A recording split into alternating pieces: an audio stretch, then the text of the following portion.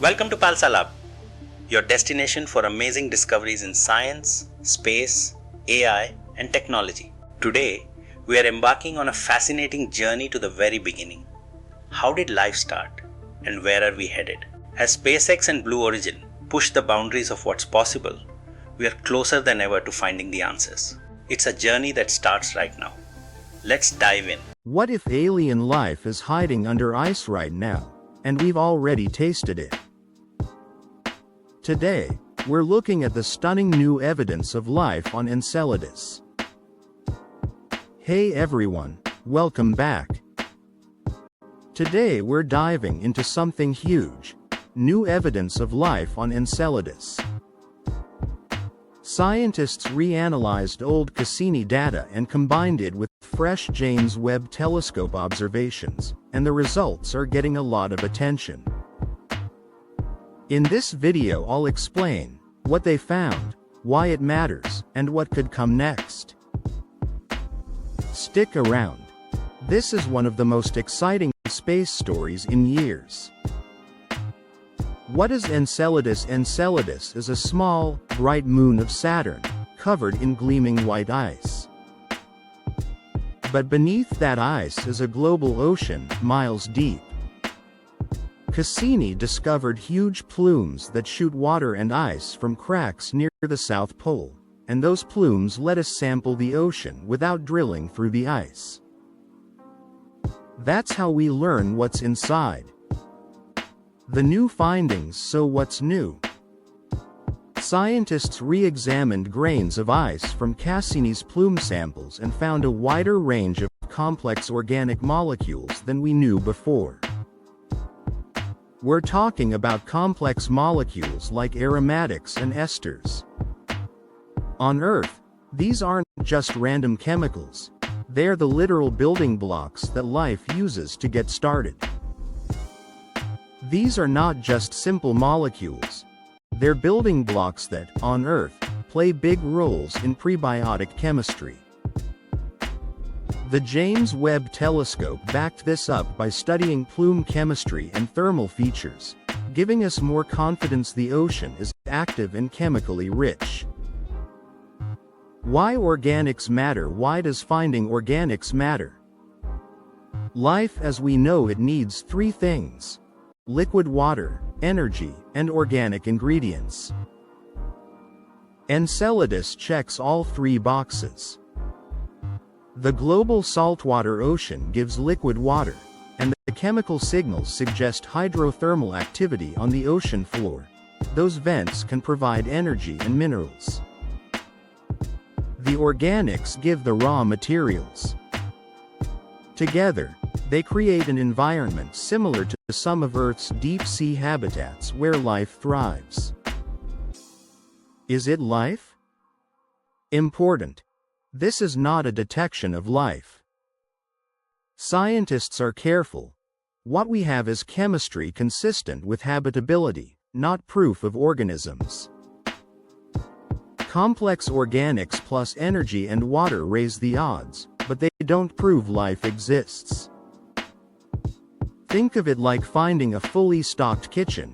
It's a great sign someone could cook, but it doesn't prove someone already did. How scientists study the ocean. How do researchers figure this out without visiting the ocean? Cassini flew through Enceladus plumes and sampled ice grains and gas. Instruments measured the composition, and later reanalysis applied newer techniques to find more complex molecules. JWST looked at the plumes and the moon's thermal patterns, helping confirm active processes. These remote tools are powerful, but they're indirect, which is why future targeted missions are so important. Now, you might be wondering, how do we know all this if we've never actually touched the water? It sounds like science fiction, but we basically tasted the ocean as we flew past it. Why? This pattern interrupt resets the viewer's focus by asking the question they're likely thinking: making the technical explanation feel like the answer to a mystery. And AMP processes, where do these organics come from? There are a few options. They could form inside the ocean through chemical reactions driven by hydrothermal vents. They might come from reactions in the icy crust. Or they could be altered by radiation on the surface. The best evidence points to formation in the ocean, because the same organics appear in freshly ejected ice grains and spread into Saturn's E-ring, suggesting they originate beneath the ice. Why this changes the game? This discovery changes how we think about life in the solar system. Enceladus now joins a short list of worlds with real potential for habitability, including Europa and, closer to home, Earth. If life can arise in places like Enceladus, it suggests life may be more common than we assumed. That's why missions to sample plumes directly, or even land and probe the ice, are getting more support.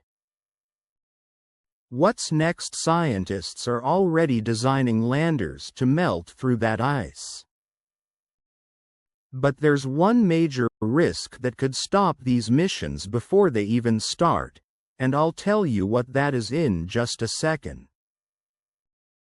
Conclusion: to wrap up, new evidence of life on Enceladus shows that the Moon's ocean is chemically rich, possibly powered by hydrothermal activity, and full of complex organics, all ingredients for life.